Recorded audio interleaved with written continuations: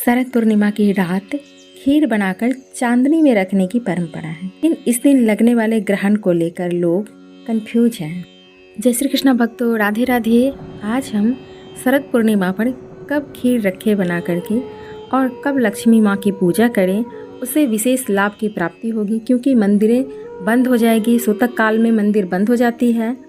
तो आइए बिना देर किए प्रारंभ करते हैं। जैसा कि हम सभी जानते हैं, शरद पूर्णिमा शनिवार 28 अक्टूबर को है। इसी दिन खीर बनाकर चांद की रोशनी में रखने की सदियों से परंपरा चली आ रही है। ऐसी मान्यता है कि इस रात चंद्रमा अपनी 16 कलाओं के साथ पृथ्वी पर शीतलता और पोषक शक्ति एवं शक्तिशाली अमृत की वर्षा करते हैं। इस दिन चंद्रग्रहण भी है। ऐसे में इसके शुभ अशुभ प्रभाव के बारे में जानना बहुत ज़रूरी है। ग्रहण के समय में चंद्रमा की निकलने वाली किरणों को बहुत हानिकारक बताया गया है। ऐसे में खीर बनाकर रखना सही नहीं होगा।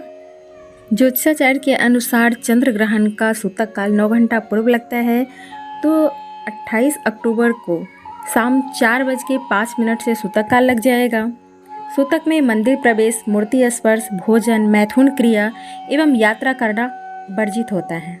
बालक, वृद्ध, रोगी या अत्यावश्यक जो हैं वो पथ्याहार ले सकते हैं, जबकि भोजन भी नहीं करना चाहिए, ऐसा नियम है। भोजन सामग्री जैसे दूध, दही, घी इत्यादि में कूस रख देना चाहिए। गर्भवती महिलाएं पेट पर गाय के गोबर का पतला लेप लगा लें या कुश रख लेते हैं, या तुलसी पत्ता भी बांध लेते हैं। कुश और तुलसी पत्ता में ग्रहण नहीं लगता है। अब बात करते हैं खीर रखने की परंपरा के बारे में। तो आचार्यों का कहना है कि ऐसी परिस्थिति में सूतक से पहले ही खीर बनाकर भगवान को भोग लगाकर खीर में तुलसी पत्र या कुश रख दें।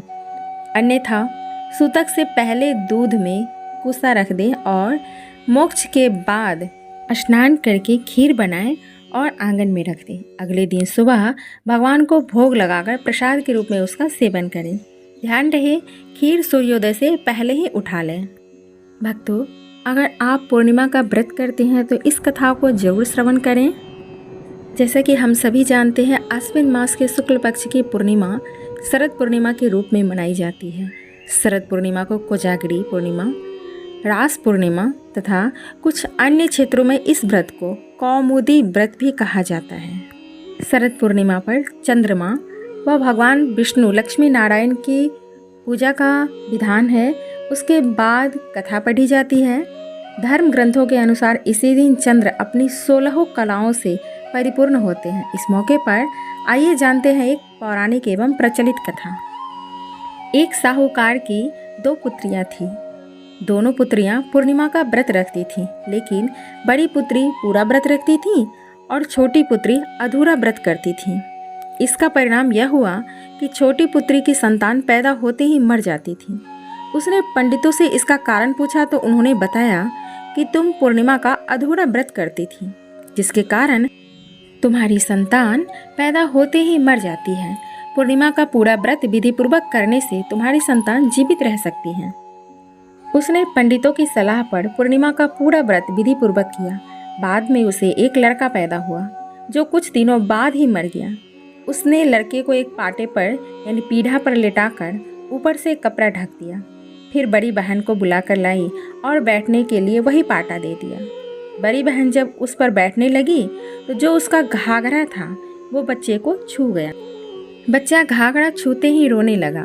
तब बड़ी बहन ने कहा कि तुम मुझे कलंक लगाना चाहती थी, मेरे बैठने से ही यह बच्चा मर जाता। तब छोटी बहन बोली कि यह तो पहले से ही मरा हुआ था, तेरे ही भाग्य से यह जीवित हो गया है, तेरे पुण्य से ही यह जीवित हुआ है। उसके बाद उसने पूरे नगर में ढिढोरा पिटवा दिया कि पूर्णिमा का पूरा व्रत करे, और बहुत मन से उसने भी पूर्णिमा का पूरा व्रत किया। तब जाके उसके घर में सुख समृद्धि धन्य धान्य से वह परिपूर्ण हो गई। मिलते हैं नेक्स्ट वीडियो में, तब तक के लिए जय श्री कृष्णा, राधे राधे।